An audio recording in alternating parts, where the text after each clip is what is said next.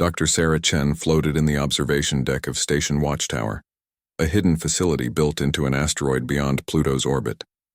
Through the massive viewing window, she could see the vast emptiness of space. But Sarah knew better than anyone that this emptiness was an illusion. Out there, among the stars, a massive galactic civilization thrived. And they had no idea that Earth was watching them. For 37 years, humanity had kept its greatest secret. They had discovered faster-than-light travel in 2157, but instead of announcing themselves to the galaxy, they chose to hide. Earth's leaders had decided to observe first, learn about their galactic neighbors before making contact. It was a decision that had proven wise beyond measure. Sarah pulled up the latest intelligence reports on her tablet. The Galactic Council controlled 847 different species across thousands of star systems. Each species had its place in a strict hierarchy that made Sarah's stomach turn. At the top sat the energy beings and ancient crystalline entities who called themselves the Ascended. Below them were the psychic races and the oldest technological civilizations. At the bottom were the newer species, the ones the Council called developing. But Sarah had learned that developing was just a polite word. The Council really saw these species as inferior, primitive, disposable. She walked through the station's corridors, past rooms filled with Earth's best scientists and analysts. Each person here had dedicated their life to understanding the galaxy's true nature. What they had discovered was disturbing. The Council presented itself as a peaceful organization dedicated to galactic harmony. Their public broadcasts spoke of unity, progress, and helping younger species evolve. But the private communications Earth had intercepted told a different story. The Council believed in genetic and cultural superiority. They ranked species not by their achievements or wisdom, but by how closely they matched the Council's idea of proper evolution. In her laboratory, Sarah reviewed the latest data from infiltration missions. Earth had developed incredible technologies during their decades of hiding. They could manipulate quantum consciousness, anchor reality itself, and most remarkably weaponize concepts and ideas. These abilities were completely unknown to the Council's scientists. A soft chime indicated an incoming priority message. Sarah opened it to find a report from Captain Rodriguez, one of Earth's deep space scouts. His ship had just returned from the Kepler sector, where they had observed something that made Sarah's blood run cold. The Zilani homeworld was scheduled for atmospheric restructuring. The Zilani were an aquatic species known throughout the galaxy for their beautiful art and peaceful nature. They had never harmed anyone, never started wars, never even developed weapons beyond simple tools. But the Council had classified them as evolutionarily regressive because they refused to develop military technology or abandon their pacifist beliefs. The restructuring would kill every Zilani on the planet. Billions of innocent beings would die so that a silicon-based species could take their world. The silicon beings were considered more advanced because they had developed aggressive expansion policies that the Council approved of. Sarah felt sick. This wasn't the first time they had observed such plans. Over the years, Earth had watched the Council eliminate dozens of species for various reasons. Some were too peaceful, others were too aggressive. Some focused too much on art instead of technology. Others developed technology too quickly. There was always a reason, always an excuse to justify genocide. She thought about the Preserve, a hidden network of refugee species that had escaped Council attention. Earth had been secretly helping these survivors for years, providing them with hidden colonies and protection technology. The refugees told stories that kept Sarah awake at night. Entire civilizations burned not for resources or territory, but simply because they were different from what the Council considered ideal. The door to her lab opened, and Ambassador Torres entered. The older woman looked tired, as she always did after the monthly debates in Earth's hidden government chambers. The question was always the same. Should humanity reveal itself and intervene, or continue hiding and observing? "The votes are getting closer," Torres said, settling into a chair.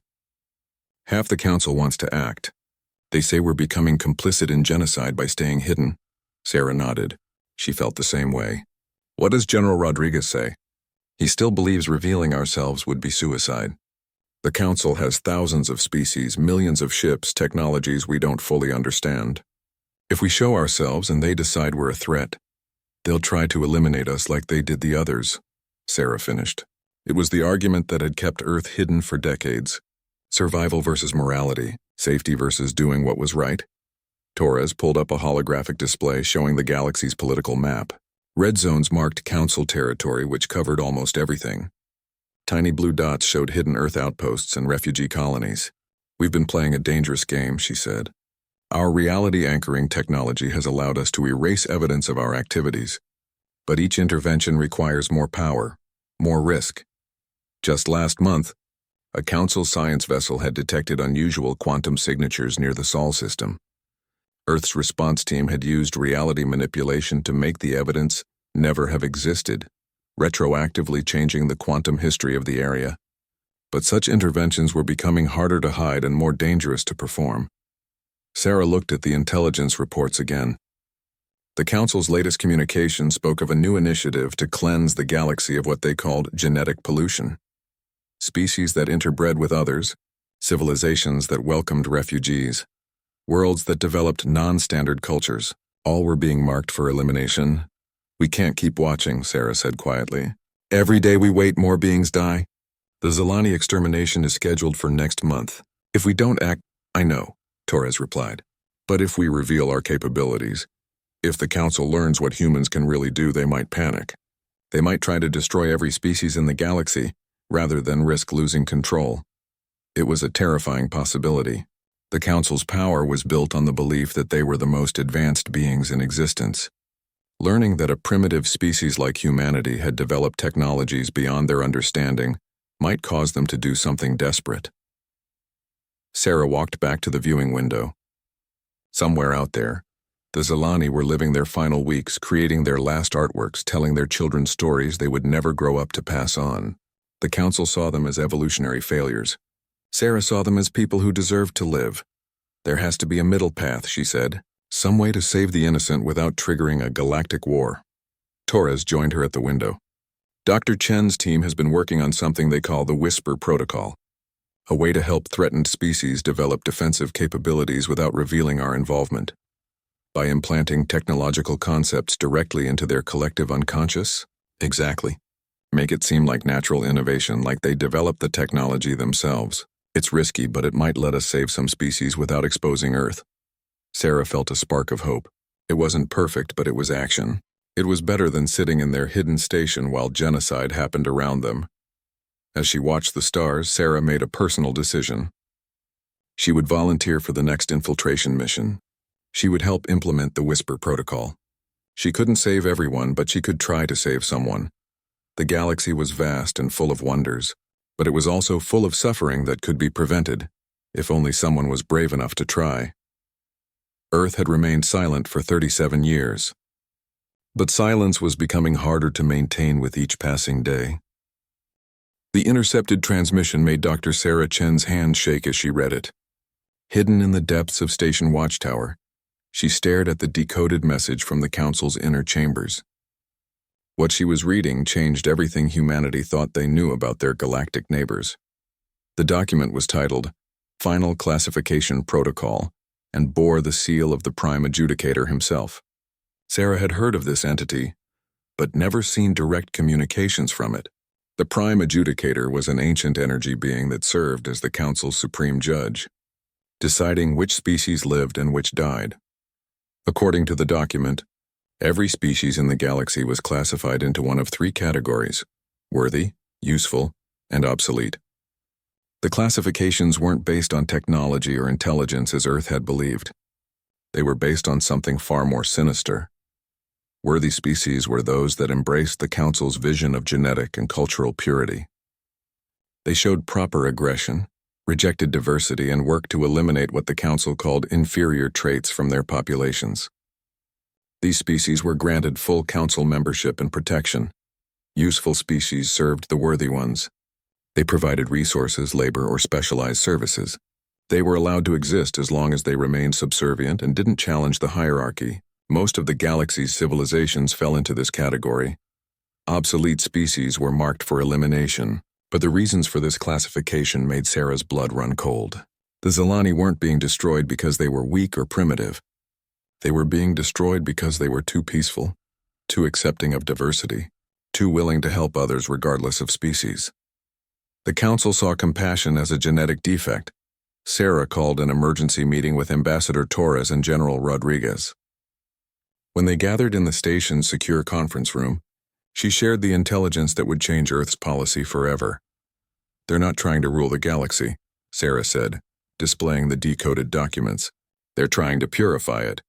They want to eliminate every species that doesn't match their vision of genetic and cultural superiority."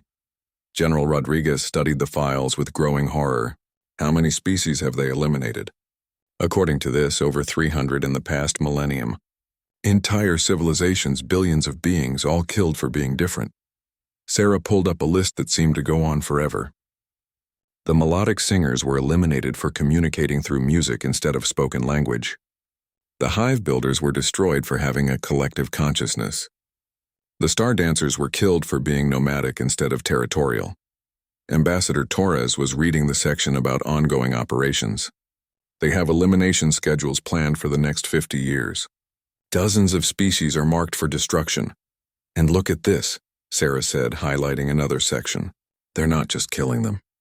They're studying them first, trying to understand what makes them genetically inferior so they can identify similar traits in other species. The council had turned genocide into a science. General Rodriguez leaned back in his chair. "We always assumed they were just another empire. Conquer, rule, expand. But this is something else entirely," Sarah nodded. "It's systematic extermination based on ideology. They genuinely believe that most life in the galaxy is a mistake that needs to be corrected." The most chilling part was how clinical it all was. The document spoke of cleansing operations and genetic optimization, as if they were discussing crop rotation. There was no anger or hatred in the language, just cold efficiency. "There's more," Sarah said, opening another file. "They know about the refugee networks. They call them contamination zones, and they're planning a major operation to eliminate them all at once. The Preserve, the hidden network of survivors that Earth had been secretly protecting, was in immediate danger. The Council had detected quantum anomalies around several refugee colonies. They didn't know about Earth's involvement yet, but they suspected someone was helping the obsolete species escape. "How long do we have?" Torres asked. 6 months before they launched the cleansing operation, maybe less. The room fell silent as the implications sank in. If the Council succeeded, they would eliminate the last free-thinking species in the galaxy. The survivors who had escaped previous purges, the refugees who had found shelter in hidden colonies, the civilizations that valued diversity and compassion over genetic purity, all would be destroyed. General Rodriguez spoke first. "We can't let this happen. Orders or no orders, I'm not going to sit here while they commit genocide on this scale. The government debates are scheduled for tomorrow," Torres said. "When they see this intelligence, there won't be any more discussion about whether to act. The question will be how to act." Sarah had been thinking about that question for hours. We can't fight them conventionally. Even with our reality-anchoring technology, they have too many ships, too many worlds. If we reveal ourselves as a military threat, they might accelerate their cleansing operations. "Then what do you suggest?" Rodriguez asked. "We do what we've been doing, but on a massive scale. We save as many species as possible while staying hidden. Use the Whisper protocol to give them defensive technologies. Create safe zones that the Council can't detect. Buy time while we figure out a permanent solution." It was a desperate plan, but it was better than watching the galaxy burn. Torres was reading through more of the intercepted files. "There's something else here. The Council has been experimenting with something they call concept bombs. Weapons that can destroy ideas themselves." Sarah felt a chill. "What do you mean?" "Apparently, they can eliminate abstract concepts from entire populations, make civilizations forget how to create art, or how to feel empathy, or how to question authority. They've been testing it on small populations. It was the ultimate weapon of control, not just destroying bodies, but destroying the thoughts and feelings that made life worth living. If they perfect that technology," Rodriguez said quietly, "they won't need to kill the inferior species. They can just make them think the way the Council wants them to think." Sarah realized the true scope of what they were facing. The Council wasn't just committing genocide. They were trying to eliminate diversity of thought itself. They wanted a galaxy where every species thought the same way, valued the same things and served the same masters. "We have to stop them," she said. "Not just save the refugees, but stop the entire system." "How?" Torres asked. "We're one species against hundreds. We're powerful, but we're not gods." Sarah looked at the intelligence reports again, focusing on the technical specifications of the Council's concept bombs. "Maybe we don't have to be gods. Maybe we just have to be human." An idea was forming in her mind, dangerous and unprecedented. The Council's concept bombs worked by destroying ideas. But Earth's reality-anchoring technology worked by protecting and strengthening ideas. What if they could reverse the process? What if they could use conceptual warfare not to destroy thoughts, but to create them? What if we could make the Council species incapable of thinking supremacist thoughts? She said. What if we could anchor concepts like empathy and tolerance so deeply in their minds that they couldn't imagine genocide? It was theoretical, untested, and incredibly risky, but it might be their only chance to save the galaxy without destroying it. General Rodriguez was already thinking tactically. We'd need to get close to their major worlds. Plant reality anchors in their communication networks, their education systems, their cultural centers. It would take years, Torres said, maybe decades. "We might not have that long," Sarah replied. "But we have to try. The alternative is letting them turn the galaxy into a sterile wasteland where only their approved thoughts are allowed to exist." Outside the conference room windows, the stars continued their ancient dance, but Sarah now knew that many of those stars had already gone dark, their worlds cleansed of inferior life. How many more would die before Earth found the courage to act? The debate was over. Humanity could no longer remain silent. Captain Maria Vasquez watched through her ship's sensors as the Zilani homeworld began to shake. To anyone monitoring the system, it looked like a natural stellar instability. The star was developing dangerous fluctuations that would make the planet uninhabitable within days. But Maria knew the truth. Earth scientists had carefully engineered every solar flare and gravitational wave. "Evacuation ships are standing by," her communications officer reported. "The Zilani are responding to the emergency protocols we planted in their networks." Maria nodded. 3 months ago, her team had used the Whisper protocol to implant the idea of evacuation procedures directly into the Zilani collective consciousness. Now faced with what appeared to be a natural disaster, they were following those procedures perfectly. Within hours, the entire population would be safely aboard their ships, heading for what they believed was a Council-approved refuge world. They had no idea that the refuge world was actually run by Earth agents, or that their natural disaster was humanity's way of saving them from extermination. "Status report from the other teams?" Maria asked. "Operation Sandstorm succeeded. The melodic choir homeworld is experiencing what appears to be a massive dust storm that will last for months. All populations evacuated to safe zones. Operation Deepwater is underway. The Coral Builders ocean world is showing signs of an algae bloom that makes it temporarily uninhabitable." Maria smiled grimly. In the past 3 months, Earth had conducted 17 natural disaster evacuations. Each time they had saved an entire species from Council extermination, while making it look like environmental catastrophe.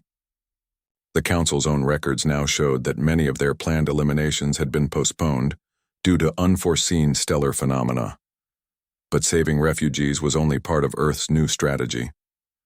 The real work was happening on Council worlds themselves. Dr. Sarah Chen's voice came through the secure communication channel. "Maria, we're ready for Phase 2 of the Whisper Protocol. How are the cultural insertion teams performing?" "Better than expected," Maria replied. "We've successfully implanted defensive concepts into 47 species. The results are remarkable. It was true. Earth's agents had been working carefully to plant ideas directly into the minds of threatened species. Not technology or weapons, but concepts that would help them resist Council control. The idea of questioning authority, the value of diversity, the importance of protecting the weak. On Council world after Council world, inferior species were suddenly developing unexpected backbone. They were asking questions about the classification system. They were refusing orders that seemed wrong. They were forming underground networks to protect each other. The Council's response was predictable. They blamed genetic instability and increased their surveillance. But they couldn't understand what was happening because they didn't know about conceptual warfare. "The architects of order are getting suspicious," Sarah warned. Our intelligence suggests they're investigating what they call probability distortions around failed operations. Maria had heard about the architects, the Council's elite investigation unit. They were led by the Prime Adjudicator himself and specialized in solving impossible problems. If anyone could discover Earth's involvement, it would be them. Any specific threats? Maria asked. They're starting to map the pattern of our interventions. So far, they think it's some kind of unknown natural phenomenon, but they're getting closer to the truth. It was the risk they had always known they would face. Earth's shadow war couldn't remain hidden forever. Every intervention left traces, and the Council's investigators were skilled at finding patterns. How's the defensive network coming along? Maria asked, ahead of schedule. We've established reality anchors around 300 refugee colonies. If the Council tries to attack them, they'll find that their targeting systems simply can't lock onto the settlements. As far as their sensors are concerned, the colonies don't exist. It was one of Earth's most sophisticated applications of reality anchoring technology. By making refugee settlements unnoticed at a quantum level, they had created safe zones that were invisible to Council detection systems. The refugees could live openly while remaining completely hidden from their hunters. Maria's tactical officer interrupted their conversation. Captain, we're receiving an emergency signal from Infiltration Team 7. They're in trouble. The main screen showed a star map with a blinking red dot near the Council stronghold of Proxima Station. Team 7 had been working to plant conceptual modifications in the station's central computer core, ideas that would make Council personnel more empathetic and less likely to follow genocide orders. What's their status? Maria asked. They're trapped in the lower levels. Council security is conducting a surprise inspection. The team can't reach their extraction point without being detected. Maria felt her stomach clench. If Team 7 was captured, their memory extraction would reveal everything. Earth's location, their technology, the full scope of their operations. The Shadow War would become an open conflict that humanity wasn't ready for. Prepare for emergency intervention, she ordered. Full reality anchor deployment. Ma'am, that will drain our power reserves and make our presence detectable to any Council ships in the area. I know, but we're not leaving our people behind.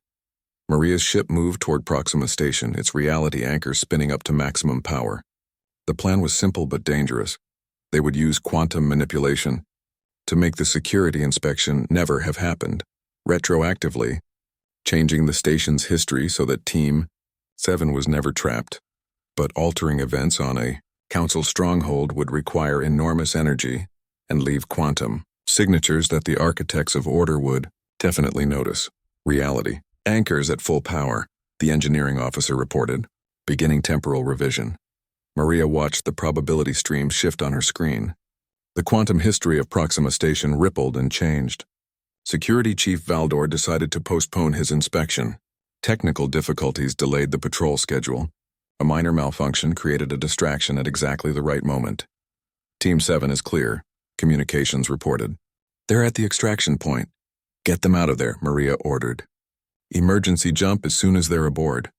Her ship retreated to safe distance just as Council investigation vessels began converging on the area. The quantum disturbance had been too large to hide completely. Sarah, Maria called on the secure channel. We may have a problem. The architects will definitely detect what we just did. I know. We're tracking their response now. The Prime Adjudicator himself is heading to investigate. Maria felt a chill. The Prime Adjudicator was the most powerful being in the Council hierarchy. If it became personally involved in hunting for the source of the probability distortions, Earth's secret would not remain hidden much longer. How much time do we have? She asked. Weeks, maybe days. Our analysts think the Adjudicator will trace the quantum signatures back to the Sol system within a month. The Shadow War was coming to an end. Soon Earth would have to choose between retreating back into hiding or revealing themselves to the galaxy. And if they revealed themselves, the Council would classify humanity as exactly what they feared most, a species with technology beyond their understanding and the moral conviction to use it against them. What are our orders? Maria asked. Continue operations but prepare for exposure. Save as many species as you can while we still have the element of surprise. The government is debating our response options if we're discovered. Maria looked at her crew. They were good people who had signed up to protect Earth, not to fight a secret war against galactic tyranny, but they had adapted to their new mission with remarkable determination. They understood what was at stake. Helm set course for the next refugee convoy. We have work to do. As her ship jumped to hyperspace, Maria wondered how much longer they could maintain the illusion that Earth didn't exist. The galaxy was vast, but the Council's investigators were closing in. Soon humanity would have to step out of the shadows and face the consequences of their compassion. The only question was whether they would be ready when that moment came. Captain Maria Vasquez knew something was wrong the moment her rescue ship dropped out of hyperspace. The emergency beacon was broadcasting from the research colony of Haven 7, where over 3,000 refugee scientists had been working to develop new defensive technologies. But as her sensors swept the planet, she found no signs of attack or disaster. "Captain," her communications officer called out, "we're receiving a transmission from the colony. They say they need immediate evacuation. Put them through." The face that appeared on the main screen belonged to Dr. Keth, a member of the symbiotic collective that had escaped Council extermination 5 years ago. Behind him, Maria could see other refugees from various species working frantically to pack equipment. "Captain Vasquez, thank the stars you received our signal. The Council has found us. Their ships will arrive within hours." Maria felt her blood run cold. Haven 7 was protected by Earth's most advanced reality anchors. It should have been completely invisible to Council sensors. "How did they locate you?" "We don't know. Our detection system showed nothing. Then suddenly Council investigation ships appeared at the edge of the system. They're not attacking yet. They seem to be studying us." That was even worse news. If the Council was studying the colony instead of immediately destroying it, it meant they had found something that interested them. "Something worth investigating. Begin evacuation immediately," Maria ordered. "We'll cover your retreat." But as her ship moved toward the planet, Maria's worst fears were confirmed. 3 massive Council vessels emerged from behind the planet's largest moon. They had been waiting in ambush. "Council ships are powering weapons," her tactical officer reported. "They're demanding our surrender." Maria's mind raced. Her ship was fast and well-armed, but it couldn't fight 3 Council cruisers. More importantly, if she was captured, the Council would learn everything about Earth's operations. They would discover humanity's location, their technology, their entire network of hidden bases and refugee colonies. "Prepare for emergency jump," she ordered. "We'll have to abandon the evacuation." But before her ship could escape, the lead Council vessel fired something that wasn't a weapon. A crackling energy field surrounded Maria's ship, and suddenly their hyperspace engines wouldn't function. They were trapped. "This is Prime Investigator Zahn of the Council Architects of Order," a voice announced over the communications channel. "You will surrender immediately and prepare to be boarded." Maria had no choice.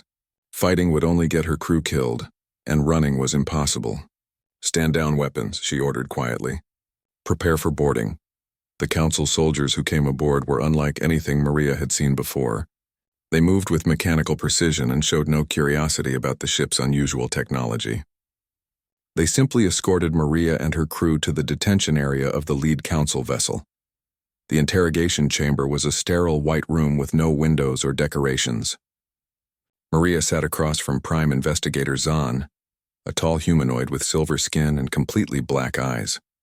Behind him stood 2 guards who never moved or spoke. "You will tell me the location of your homeworld," Zahn said without preamble. "I don't know what you're talking about," Maria replied. "We're just traders who happen to be in the area." Zahn studied her for a moment, then gestured to one of the guards. "We will extract the information we need." The memory extraction device looked like a metal crown connected to dozens of thin wires. When they placed it on Maria's head, she felt a cold invasion of her thoughts.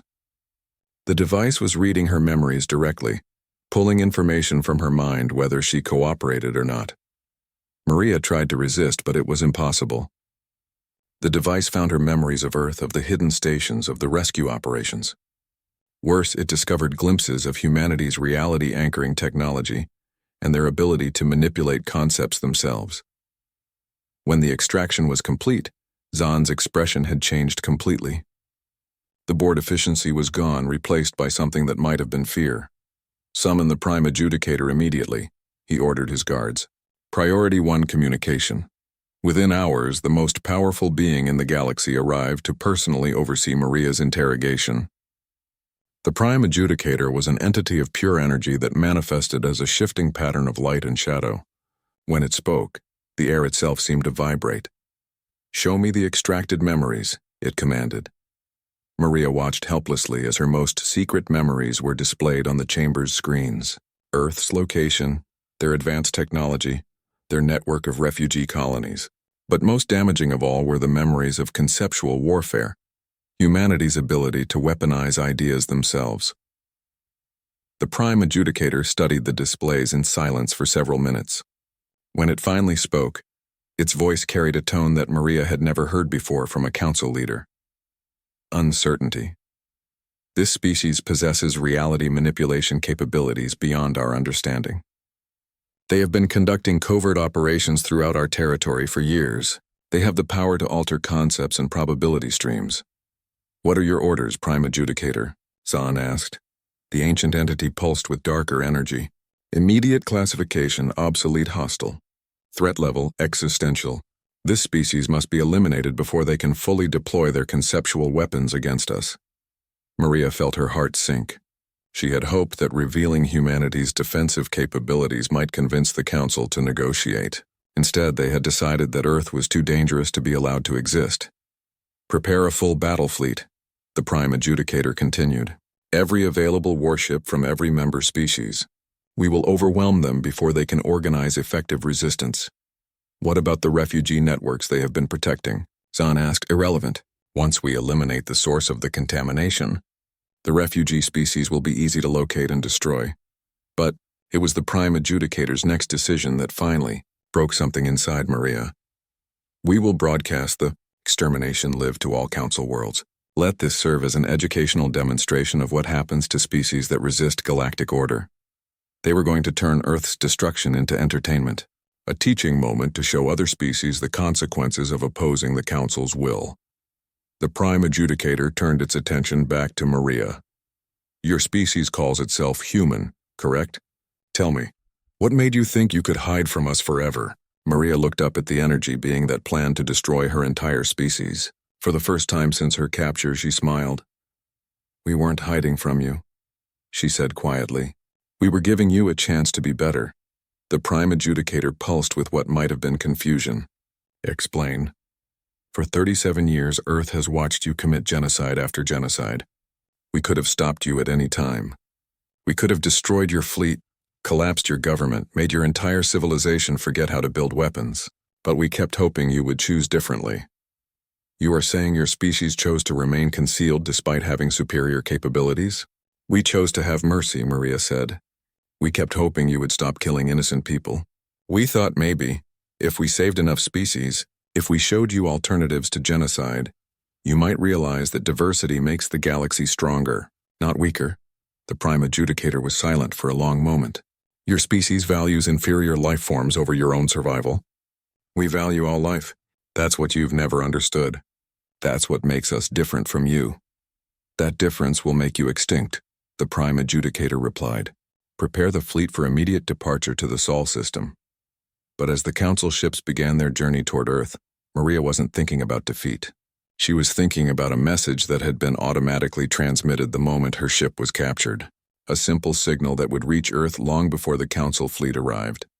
A signal that would tell her people exactly what the Council planned to do, and exactly how they planned to do it. Earth had remained silent for 37 years. But when that fleet arrived, they would discover that silence and helplessness were not the same thing. The galaxy was about to learn what humans were really capable of when they stopped being merciful. Ambassador Torres stood before the emergency session of Earth's Global Council, her face grim as she read Captain Vasquez's final transmission. Around the circular chamber, representatives from every nation and colony listened in, stunned silence as she revealed the scope of the approaching threat. The Council fleet consists of over 10,000 ships from 400 different species. They will arrive in 72 hours. Their stated intention is the complete extermination of humanity, to be broadcast live across the galaxy as an educational demonstration. President Chen of the Pacific Federation spoke first. "What about our defensive capabilities?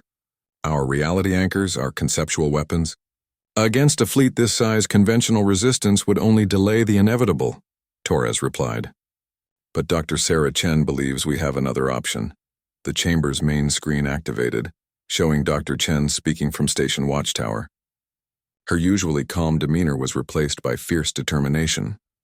For 37 years we have watched the Council commit atrocities while we remained hidden. We told ourselves we were being careful, strategic, patient, but the truth is we were afraid. Afraid of revealing ourselves, afraid of taking responsibility for our power. She paused, looking directly into the camera. That fear ends now. The Council has forced our hand, but in doing so, they have given us the opportunity to end their reign of terror forever. Dr. Chen's plan was audacious beyond anything Earth had attempted before. Instead of fighting the Council's ships, they would fight the Council's ideas. Using humanity's mastery of conceptual warfare, they would attack the very foundations of the galactic hierarchy. We're going to make supremacist thought impossible, she explained. Not just difficult or discouraged, literally impossible for Council species to conceive. The technical details were staggering. Earth's reality anchors would work in concert to alter the fundamental quantum structure of consciousness itself. The concept of genetic superiority would become cognitively unprocessable. The idea of cultural hierarchy would simply cease to exist in the minds of Council citizens. What about the approaching fleet? Asked General Rodriguez. They'll find that their weapons won't function against us. Not because we've disabled them, but because the concept of using superior technology against inferior beings will become literally unthinkable to their crews. It was the ultimate expression of humanity's unique approach to warfare. Instead of destroying enemies, they would transform them. The vote was unanimous. As Earth's hidden fleet moved into position around the Sol system, Ambassador Torres prepared humanity's first official communication to the galaxy. The message would be broadcast on all frequencies, reaching every Council world simultaneously. She stood in the broadcasting chamber, looking into cameras that would carry her words to 847 species across the galaxy. Behind her, the Earth hung in space, beautiful and blue and defiant. To the Galactic Council and all who hear this, Earth has remained silent while you built your empire on the bones of the innocent. We have watched you exterminate civilizations for the crime of being different. We have seen you turn genocide into policy and hatred into law. Her voice carried the weight of 37 years of witnessing atrocities. You call us primitive. You call us inferior. You are wrong. We are human, and we do not kneel. The first phase of humanity's response began as the message was transmitted. Throughout Council space, reality anchors that had been secretly planted over decades of covert operations suddenly activated.